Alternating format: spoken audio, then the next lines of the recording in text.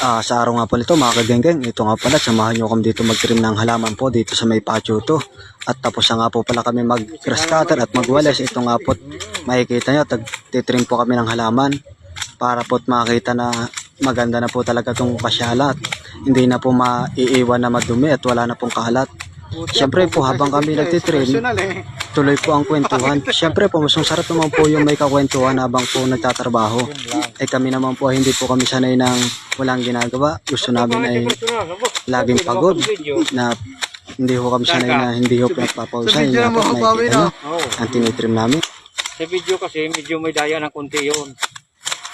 Ay sa personal talagang hindi mo na madadaya eh. Yung iba filter pa. Oo.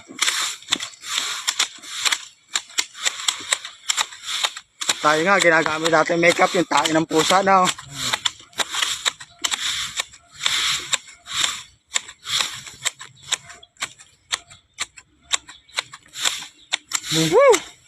Ayan na nga po, makikita nyo, tumigil na po at natapos na po yung pagtrim namin ng halaman at malinis na po. Ayan nga po, oh.